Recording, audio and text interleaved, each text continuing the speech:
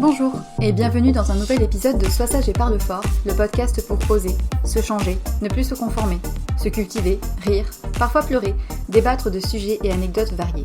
Je suis Marie et comme vous le savez, j'ai décidé d'arrêter d'être trop sage et de parler fort de ce que j'ai envie. Je vous retrouve aujourd'hui pour un nouvel épisode sur un thème qui est d'actualité, et même plus que cela, une vraie obsession pour certains, à savoir l'alimentation, et plus précisément les étiquetages nutritionnels. C'est une surprise pour personne. Ces dernières années, les étiquetages nutritionnels ne sont plus uniquement le centre de l'attention des diététiciens et régimeuses en herbe. Non. C'est devenu le nerf d'une guerre acharnée opposant industriels de l'agroalimentaire, pouvoir public et maniaques de la bouffe. Si tu ne connais pas la différence entre glucides et lipides et que les mentions dont sucre et kilocalories sont des mystères, alors pitié, aussi innocent sois-tu, garde cette insouciance sous peine de finir un peu fou comme beaucoup d'entre nous. Bon, j'exagère à peine, mais aujourd'hui c'est vrai que la nutrition et l'étiquette nutritionnelle est au cœur des préoccupations de plus en plus de gens, au détriment parfois de la capacité à prendre du recul sur les notations arbitraires des aliments et de l'écoute de son plaisir. Je ne sais pas si vous vous en souvenez, mais il y a 2 ans, le gouvernement a mis en place, après de nombreux mois de recherche et outils variés, une méthode de notation des aliments basée sur plusieurs critères. Le but, c'était en gros de catégoriser les aliments selon leurs aspects bénéfiques pour la santé. Ce sont désormais quelques 500 références qui comportent la note de A à E, de vert à rouge, afin de qualifier de bon ou de mauvais des aliments en question.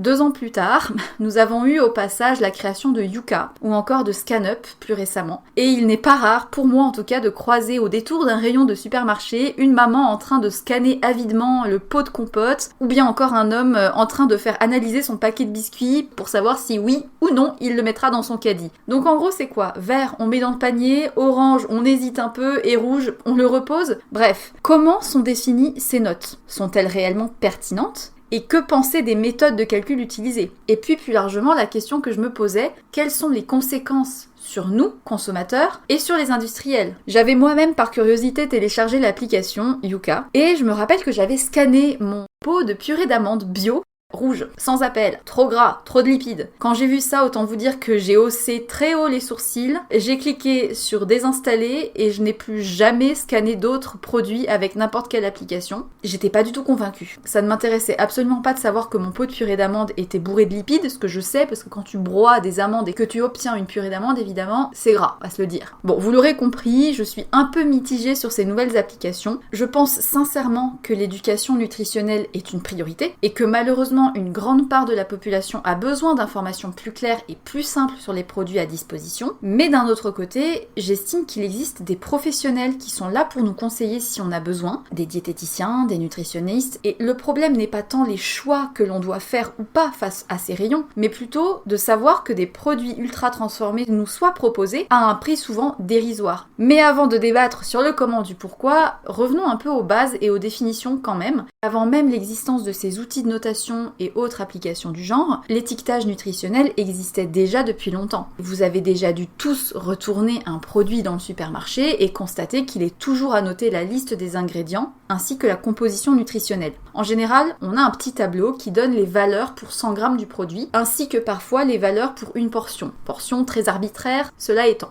On a également une colonne qui donne les quantités en kilojoules et en kilocalories totales avec le détail des lipides, glucides, protéines et fibres si cela est pertinent. Mais qu'est-ce que c'est toutes ces significations? Pour faire un petit rappel, une calorie c'est une unité d'énergie. Pour être clair et tenter de faire simple, une calorie est la quantité d'énergie nécessaire pour chauffer 1 kg d'eau à 1 degré Celsius. Restez accrochés s'il vous plaît, même si vous êtes dans les transports en commun, ça va le faire. En gros, toutes les calories contenues dans nos aliments proviennent d'un des macronutriments suivants. Soit les matières grasses, donc lipides, soit les glucides, soit les protéines. Et en fait, la calorie, elle détermine la quantité de chaleur émise par un aliment pendant sa combustion. Ça a été découvert en 1848 par un chimiste irlandais nommé Thomas Andrews. Depuis, l'étiquetage nutritionnel est bien sûr encadré par la loi, puisque les industriels sont obligés de mesurer les valeurs nutritionnelles de leurs produits et de les faire apparaître clairement sur les emballages. Comment on fait pour estimer les calories d'un aliment? Alors, pour faire ce calcul, les chercheurs ont recours à une bombe calorimétrique qui mesure précisément la quantité d'énergie contenue dans le produit. En fait, c'est un récipient hermétique entouré d'eau qui est chauffé jusqu'à ce que la nourriture à l'intérieur soit brûlée. Ensuite, les chercheurs regardent la hausse de température qui a été nécessaire afin d'estimer les calories du produit. Et en fait, il s'avère que c'est pas si fiable que ça. Il existe d'autres moyens de calcul, notamment le système 4-9-4 qui a été élaboré par le chimiste Wilbur Atwater au 19e siècle. Et cette méthode a été introduite parce que les bombes calorimétriques ne prenaient pas en considération le fait que l'humain perd aussi des calories pour digérer ses aliments, mais il en perd aussi avec la chaleur qu'il dégage, avec l'urine et les excréments. Wilbur Atwater avait mesuré les calories de différents aliments avant de tester également les calories des excréments et d'éjection de ces personnes. Et ça lui avait permis de préciser les calories de chaque micronutriment, et c'est ainsi qu'il a pu établir que 1 g de glucides apportait 4 calories, 1 g de lipides apportait 9 calories et 1 g de protéines apportait 4 calories. Donc la règle du 4-9-4 que tous les diététiciens connaissent et tous les petits fous de la bouffe aussi. Bref, avec ces informations, il devient un peu plus simple de calculer les calories totales d'un produit si on connaît ce détail. Prenons par exemple 100 g de nocciolata, péché mignon. L'étiquette mentionne pour 100 g 31 g de lipides, 55 g de glucides et 5 g de protéines et des poussières. Du coup, pour connaître les calories totales au 100 g, il a suffi de multiplier les glucides et les protéines par 4 et les lipides par 9 et de tout additionner, et donc on se retrouve avec les calories totales pour 100 g de nocciolata. Ce qu'on a tous évidemment l'habitude de faire tous les matins, bien sûr. Bref, on s'en fout du comment vu que les étiquettes le font, mais c'était pour la petite histoire et pour un petit peu contextualiser l'histoire des calories, vous allez comprendre pourquoi. Et surtout, vous rendre compte que c'est pas du tout fiable. Je me suis toujours demandé si c'était vraiment certain, ces histoires de calories. Parce qu'avec la transformation de certains produits, leur cuisson, la préparation ou la digestion, je suis quasiment sûre que finalement toutes ces données bien précises et numériques sont inutiles. Que 100 calories d'un aliment ne valent pas du tout 100 calories d'un autre, préparés et mangés différemment avec un autre estomac, dans un autre contexte, etc. Et d'ailleurs, plusieurs experts affirment que cette méthode est désormais dépassée. En 2012, une étude publiée par l'American Journal of Clinical Nutrition a en effet révélé que les valeurs nutritionnelles de certains aliments, comme les noix, ne pouvaient plus être calculées avec précision par ce système-là. Et cette étude rapporte que les noix apporteraient en moyenne 20% d'énergie en moins que ce qu'on croit. En plus, sachez que les industriels, bien qu'ils soient tenus à une obligation d'étiquetage, ils ont le droit d'avoir une marge d'erreur d'en moyenne 20%. Ce qui signifie bel et bien que se baser sur ces étiquettes pour s'alimenter n'est tout simplement pas fiable. Alors toi, qui calcules savamment tes petits macros comme un mathématicien en herbe à l'aide de FitnessPal et de ta petite calculette, sache que tu peux d'ores et déjà intégrer que tu as sûrement tous les jours faux. Point numéro 1, ça c'est fait. Ensuite, il y a plusieurs études un peu plus récentes de nutritionnistes spécialisés en biologie qui ont mis en lumière qu'en fait les calories ne permettaient absolument pas de calculer l'énergie réelle procurée par les aliments. Du coup, calculer ces fameuses calories dans un but de perte ou de prise de poids ne peut tout simplement pas fonctionner. Pour ceux qui sont curieux de voir cette étude, c'est de David Baer. Donc le problème, c'est que une calorie, c'est pas seulement une calorie. La capacité de l'organisme à assimiler ou non une calorie n'est pas du tout prise en compte par toutes ces méthodes de calcul. Un aliment, c'est seulement un potentiel théorique d'énergie. Mais en fait, chacun d'entre nous, on n'utilise pas forcément tout. Plus la nourriture est cuisinée et industrialisée, plus son énergie est assimilée par le corps. Alors attention, ne prenez pas ce mot comme manger cru, parce que vous connaissez mon avis là-dessus. CF, mon épisode sur le crudivorisme, mais ça veut juste dire que l'énergie apportée par un aliment est plus facilement assimilée par notre corps quand l'aliment a été cuit, parce que la préparation d'un aliment facilite en quelque sorte le travail digestif que le corps doit fournir. Et c'est aussi une des raisons pour lesquelles l'évolution du cerveau humain ne se sont accélérées qu'à partir du moment où l'homme a découvert le feu et a pu faire cuire ses aliments. De tout ce que je viens de dire, on peut d'ores et déjà comprendre qu'entre les calories écrites sur l'étiquette et ce qui est réellement absorbé par le corps, il y a une énorme marge d'erreur. Mais en plus de cela, chacun métabolise la nourriture différemment. On a tous une flore bactérienne différente, un métabolisme différent et une capacité à digérer qui nous est unique. Et enfin, la teneur en fibres d'un aliment est souvent oubliée car on a longtemps estimé qu'elle n'était pas digérée ou assimilée par le corps. Sauf que depuis les années 90, des nutritionnistes américains et britanniques ont dénoncé dénoncer le manque de précision des étiquettes puisqu'en réalité les fibres apportent de l'énergie. Attention, je dis pas qu'il faut les éviter, au contraire, juste qu'il convient de ne pas trop se fier aux étiquettes malgré la directive européenne de 2008 relative à l'étiquetage nutritionnel. Donc voilà, cette première et longue partie pour un petit peu recontextualiser le sujet et vous montrer que déjà on part sur des choses qui ne sont pas très fiables. Or, tous les outils qui en ont suivi, que ce soit le Nutri-Score, Yuka, etc., se sont fondés sur ces méthodes-là. Et c'est en ça que j'ai envie de dire, attention, ces applications ne sont pas forcément des outils qui sont fiables. Commençons par le Nutri-Score. En octobre 2017, après des mois d'études et de travaux de réflexion, les ministres de la Santé ont lancé le Nutri-Score de manière facultative, bien sûr, qui peut être désormais apposé sur les emballages alimentaires. Plusieurs marques se sont portées volontaires, non sans crainte je pense, pour subir la notation de leurs produits, à savoir Intermarché, Auchan, Leclerc, Fleury-Michon, Danone et McCain. Le logo a été conçu par une équipe de chercheurs en épidémiologie nutritionnelle de l'INSERM et vous avez déjà tous forcément vu cette petite languette notant le produit de A à E, de vert au rouge. Mais alors, comment ont été calculés ces scores? Alors pour faire simple, le score nutritionnel de ce logo est établi selon la proportion des différents nutriments contenus dans le produit pour 100 grammes. Les nutriments dont la consommation excessive est considérée comme mauvaise enlèvent des points au produit et les nutriments considérés comme bénéfiques ajoutent des bons points. Par exemple, un produit qui contient beaucoup d'acides gras saturés pour 100 grammes risque de perdre des points, mais il va en regagner s'il contient aussi beaucoup de protéines. Et c'est cette espèce d'algorithme bizarre qui fait qu'à la fin, on a une note globale de l'aliment. Donc l'idée, c'est que en un coup d'œil, le consommateur puisse savoir bim bam boum si c'est A, c'est bon, on met dans le caddie, ou si E, je jette. Je suis un peu dubitative. L'avantage, c'est que dans un même rayon, pour 4 produits identiques, on puisse savoir lequel est le meilleur, ou du moins lequel est le moins mauvais. En France, les industriels sont obligés d'apposer les valeurs nutritionnelles de leurs produits depuis 2016. Cette déclaration nutritionnelle permet déjà aux consommateurs de comparer les produits de manière éclairée. Les informations doivent toutes être exprimées pour 100 grammes ou 100 ml si c'est du liquide. Les industriels peuvent également ajouter des données supplémentaires sur d'autres nutriments comme les fibres, l'amidon, les vitamines et les minéraux, mais ces notions ne sont pas obligatoires. Donc les règles s'appliquent à toutes les denrées alimentaires vendues au consommateur final et doivent être respectées par tous les opérateurs du secteur alimentaire, à l'exception des ventes de charité, des réunions locales et des soupes populaires. Il existe également d'autres dérogations pour des aliments non transformés qui ne comprennent qu'un aliment. Par exemple, tu ne verras jamais sur une pomme ton étiquette nutritionnelle d'une pomme, ainsi que sur les infusions de plantes, de fruits et de thé. Dans tous les cas, la déclaration nutritionnelle inclut toujours les éléments suivants: valeur énergétique au 100 grammes, matières grasses, glucides, sucre, protéines et sel. Le problème du Nutri-Score, c'est qu'il ne prend pas en compte plein de choses. Il ne prend pas en compte le degré de transformation des aliments, ni l'index glycémique. Il ne prend pas en compte la teneur en vitamines et minéraux des produits, il ne prend pas non plus en compte la qualité des protéines, ni la teneur en acides gras transsaturés, ni la présence d'additifs. Par ailleurs, le but du Nutri-Score, en fait, c'est de comparer des aliments dans une même catégorie. C'est comme ça que tu peux te retrouver avec un yaourt qui est noté A, et voir dans un autre rayon des nuggets notés A, parce qu'ils seront meilleurs ou moins mauvais que les autres nuggets du même rayon. C'est en ça que finalement, c'est une notation qui est assez arbitraire et qui peut porter confusion chez des consommateurs qui n'ont pas toutes ces notions derrière. Et enfin, le dernier point du Nutri-Score, c'est qu'il est basé sur les données de Open Food Facts. J'expliquerai un petit peu après ce qu'est Open Food Facts, mais vous comprendrez pourquoi du coup ce n'est pas très fiable. Ensuite, du côté des applications, je suis sûre que vous en avez déjà au moins tous entendu parler d'une.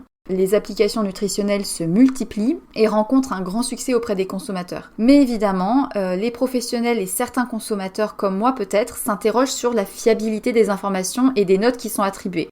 Le cas fréquent, c'est celui du consommateur lambda qui avait l'habitude d'acheter telle ou telle marque de jambon ou de ravioli et qui, au désespoir, découvre que ses knackis sont notés D par Yuka, qui réalise, oh rage, que son plat préparé est plein de sucre ajouté et que son parmesan, pourtant tout simple, est très riche en sel. Ouïe aïe aïe. Pour parler un peu des chiffres, ce sont désormais près de 6 millions de Français qui possèdent l'application Yuka, lancée en 2017. Et près de 20% des Français ont un outil du même genre sur leur smartphone. Alors il est vrai vrai que parfois, il relève du défi oculaire pour décrypter les étiquettes des produits, soit parce qu'on manque de temps, après tout, on n'a pas forcément la journée entière pour comparer tous les yaourts du rayon frais, soit parce que tout simplement on n'y connaît rien, soit parce qu'on doute des allégations santé des packaging. Du coup, en un sens, ces applications viennent pallier au manque d'informations et peuvent en effet servir de guide pour faire des choix un peu plus éclairés. Certaines marques ont même amélioré les recettes des produits qui étaient taclés pour la présence d'additifs ou de sel en trop grande quantité, donc l'engouement pour ces applications a au moins l'avantage de pousser les industriels, malgré eux, à revoir leur mode de production. D'ailleurs, Yuka travaille en collaboration avec 15 marques qui sont venues volontairement auprès de Yuka pour mettre à jour la base de données de l'application et ainsi être mieux notées. En réaction d'ailleurs, on peut citer la riposte de Super U,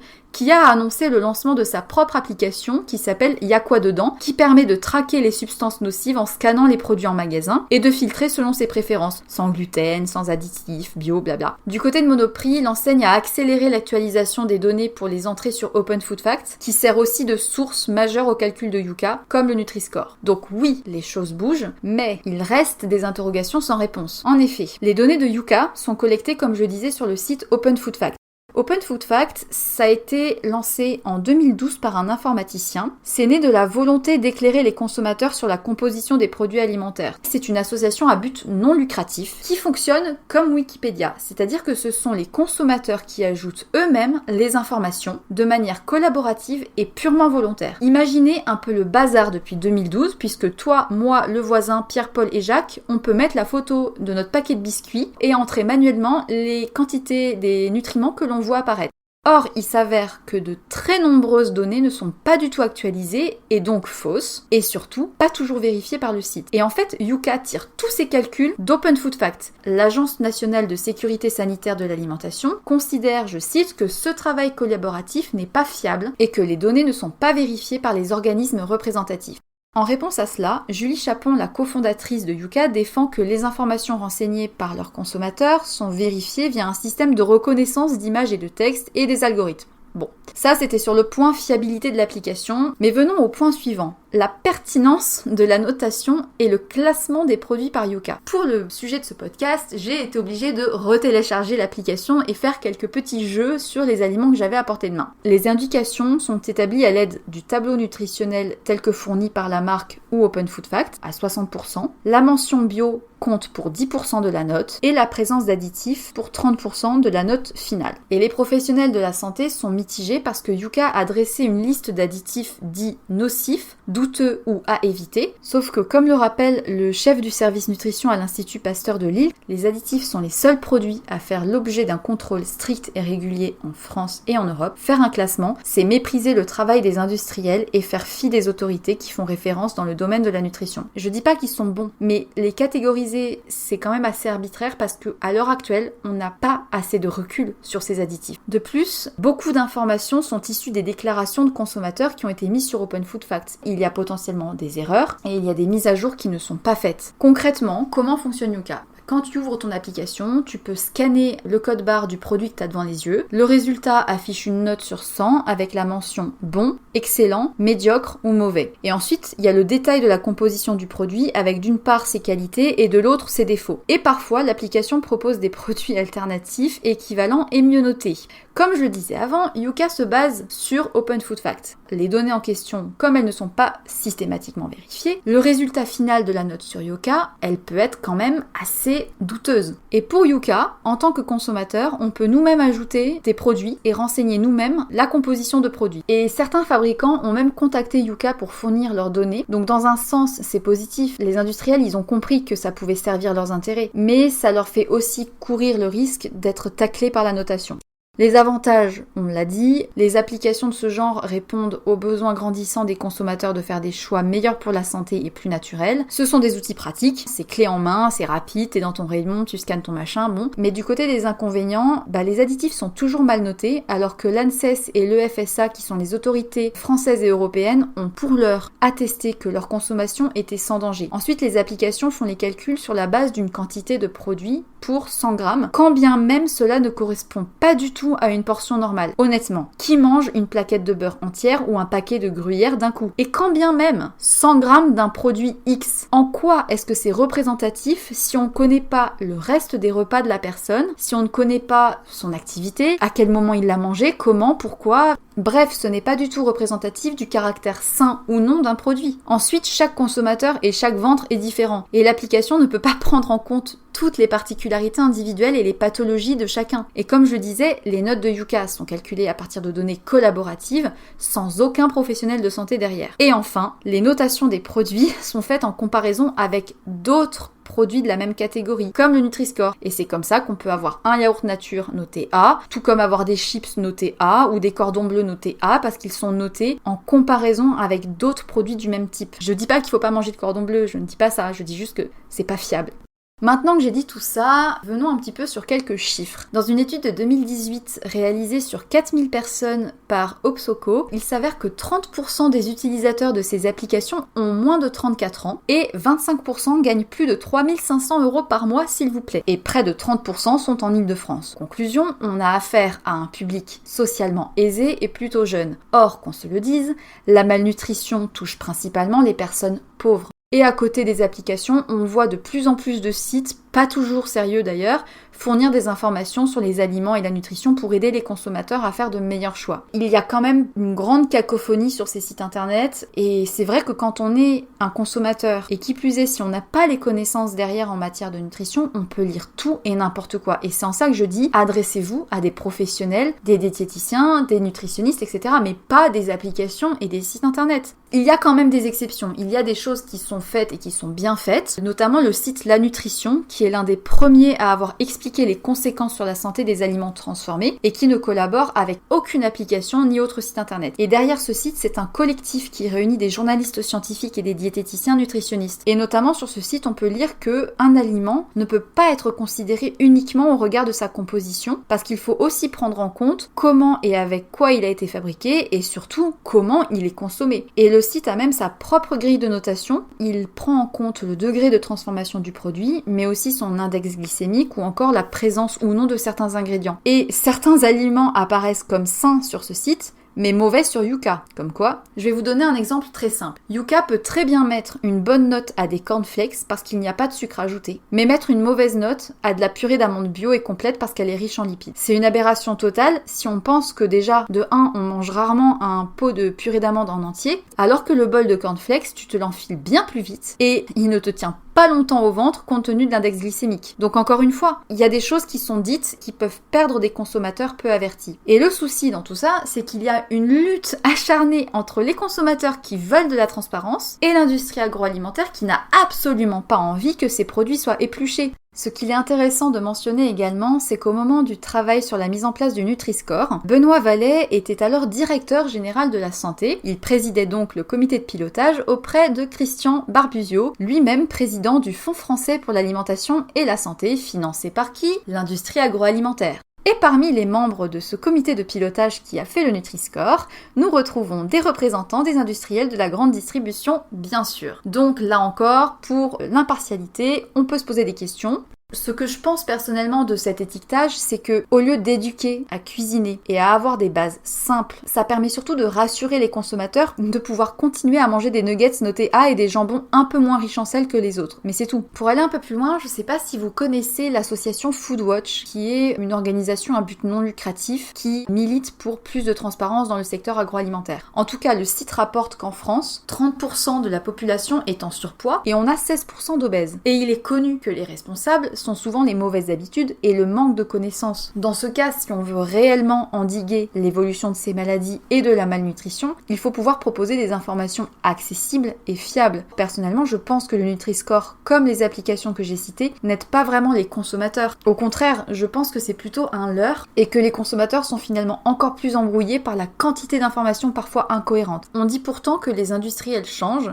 oui, mais de manière contrainte. Pour information, entre 2006 et 2010, les lobbies de l'agroalimentaire ont quand même dépensé 1 milliard d'euros pour empêcher la position d'un étiquetage sur les emballages en Europe. Les lobbies préfèrent de loin rejeter la faute sur les consommateurs plutôt qu'en améliorant la qualité de leurs produits. Dire aux consommateurs, si tu choisis mal tes produits, c'est pas notre problème, ça reste un très gros argument pour ces industriels. Ce que j'ai envie d'ajouter aussi au sujet de ces applications, c'est que Yuka, par exemple, a tendance à stigmatiser certains nutriments, notamment le sucre ou les graisses saturées, et à en oublier d'autres, comme les vitamines et les minéraux, alors que le sucre, c'est nécessaire. Cette stigmatisation de certains nutriments, beaucoup de gens n'arrivent pas à prendre du recul par rapport à ça. Ainsi, un aliment considéré comme malsain peut gagner des points juste parce qu'il n'a pas d'additifs ou simplement parce qu'il est étiqueté bio, ce qui n'en fait pas un aliment sain pour autant. L'un des critères qui permet de valoriser un produit, c'est le ratio protéines-lipides. Plus un produit est riche en protéines et faible en lipides, plus il est considéré comme sain pour Yuka ou pour le Nutri-Score. C'est ainsi qu'un fromage blanc 0% peut avoir une meilleure note qu'un yaourt bio au lait entier. Mais en fait, le problème, c'est pas qu'il soit noté A ou B, on s'en fout. Le problème, c'est juste que ce sont deux produits différents qui apportent des choses différentes. Les lipides, en plus, continuent d'être montrés du doigt et d'être stigmatisés de mauvaises. Les matières grasses, c'est quand même ce qui permet de rassasier l'organisme et c'est aussi ce qui permet de mieux assimiler la vitamine D et le calcium contenu dans le produit laitier. Je demande à tous les diététiciens de pouvoir donner leur aval sur ce que je viens de dire. Enfin, les informations concernant la nocivité des additifs ne sont pas scientifiquement validées, et puis un peu de bon sens suffit parfois à faire les meilleurs choix. Mon conseil, ça serait plutôt d'observer directement la liste des ingrédients si vous voulez vraiment passer au crible ce que vous achetez. Si la liste est beaucoup trop longue ou que vous ne comprenez pas ce qu'il y a écrit derrière, effectivement, vous pouvez vous poser la question de si c'est vraiment nécessaire de le mettre dans votre caddie. Et enfin, rappelons que manger sain, c'est avant tout manger de tout, c'est manger ce qu'on cuisine avec des produits bruts qui n'ont pas encore été transformés et ça, on n'a pas besoin de Yuka pour le savoir.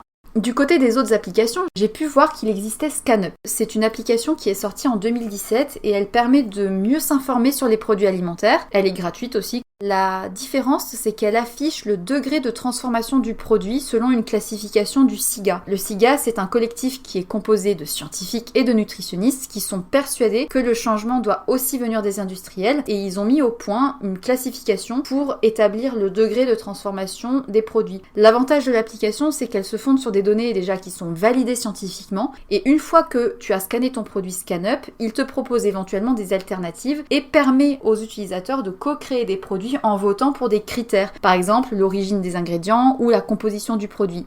Et d'ailleurs, Franprix collabore avec cette application et grâce à celle-ci, il a lancé une pizza végétarienne entièrement composée d'ingrédients français suite au vote des utilisateurs. Preuve que pour le coup, ça fait bouger les lignes.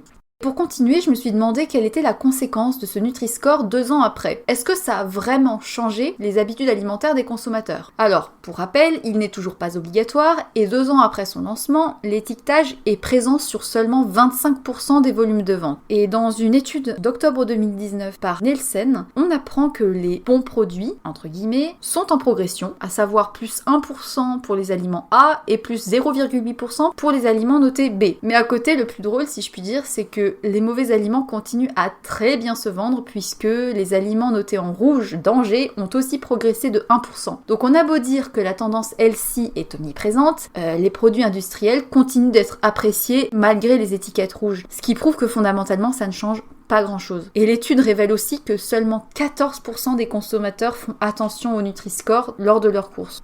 Maintenant que j'ai un petit peu détaillé tous les aspects négatifs de ces applications, je vais quand même parler de certaines démarches qui me semblent intéressantes à noter. Le supermarché en ligne La Fourche, sur lequel on peut acheter des produits bio, affiche désormais le score climat de ces produits pour indiquer leur bilan carbone. N'oublions pas qu'un avocat, même bio, il pollue quand même vachement plus que d'autres produits locaux qui ne sont pas bio et qui ne font pas le tour de la planète avant d'arriver sur ton toast. Et ce score climat a été attribué au regard de l'impact de plus de 1000 denrées alimentaires afin de les noter de A+ à E. L'avantage, c'est que c'est une autre manière d'aider les consommateurs à réaliser l'impact des choix. Du côté des applications, il y en a une qui est lancée fin octobre 2019 et c'est pour moi la plus prometteuse. Elle a été réalisée à l'initiative de C'est qui le patron et s'appelle C'est quoi ce produit? Et elle prend en compte le prix, l'origine l'origine et l'impact environnemental des produits. En fait, les ingrédients ne deviennent qu'une partie des critères de notation et le but est de permettre aux consommateurs de choisir des produits qui sont non seulement bons pour la santé, mais qui le sont également pour l'environnement. Concrètement, l'utilisateur pourra sélectionner ses préférences et ses critères de choix afin que les produits scannés puissent être évalués en fonction de ces critères-là. Parce que certes, un produit bio est peut-être en apparence meilleur pour la santé ou l'environnement, mais pas forcément s'il a fait des milliers de kilomètres. Dans ce cas, la démarche de l'achat bio devient un petit peu incohérente. Je ne sais pas si vous connaissez C'est qui le patron, mais en gros, c'est une démarche qui garantit un prix juste de rémunération aux producteurs, sans marketing ni packaging superflu. Ce sont des produits locaux à impact écologique réduit et pour un prix bien plus intéressant que les marques traditionnelles. Et si l'outil C'est quoi ce produit a mis autant de temps à être conçu, c'est tout simplement parce que chaque recette a été décortiquée, que chaque plastique d'emballage a été pesé et que les produits ajoutés ont tous été étudiés un par un.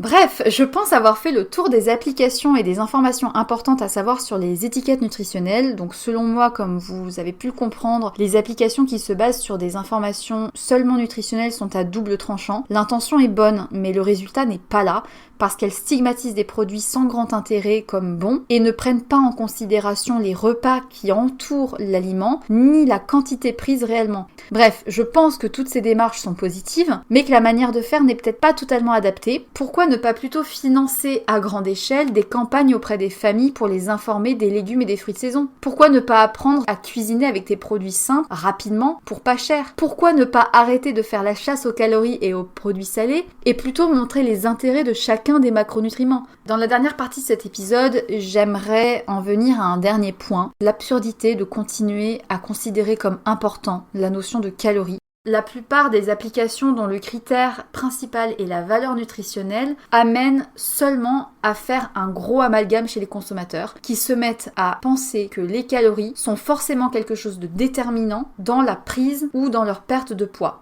Et je veux pas trop parler de régime parce que je suis pas à l'aise avec ça, mais en général, lorsque quelqu'un cherche à perdre du poids, la solution logique, entre guillemets, c'est de faire en sorte que sa balance énergétique quotidienne soit négative, c'est-à-dire de faire rentrer moins d'énergie dans la machine ou d'en dépenser plus. Le but est assez sensé, à savoir générer un déficit calorique. La plupart des personnes vont donc probablement penser que manger moins de calories, en se basant donc sur ces mêmes emballages, va les aider. Et la majorité de ces personnes pensent aussi que réduire leurs apports totaux permet de contrôler ou de perdre du poids. Sauf que quand les chercheurs et les nutritionnistes se penchent sur la question et réalisent que ces bases de données sont faussées, alors dans ce cas, toutes les étiquettes existantes sont à considérer comme non fiables. Vous vous demandez peut-être où je veux en venir. Eh bien c'est simple. Au fait que considérer qu'une calorie égale une calorie est non seulement faux, mais qu'on devrait tous ne plus regarder une seconde ces tableaux nutritionnels. La raison première, c'est qu'on pense souvent qu'une calorie est égale à une calorie, mais c'est faux. Par exemple, prenons 1 gramme de protéines issues d'œufs et 1 gramme de protéines issues d'un légume. Et bien en fait, ces 2 calories ne sont pas égales. 1 gramme de protéines d'œufs apporte 4 calories, quand 1 gramme de protéines de légumes en apporte 2,5. Et c'est valable pour tous les nutriments. Donc la règle du 4-9-4 est une approximation. Que certaines protéines de viande font un peu plus ou un peu moins. Que les valeurs établies par les bombes calorimétriques il y a plus d'un siècle sont seulement des facteurs de correction.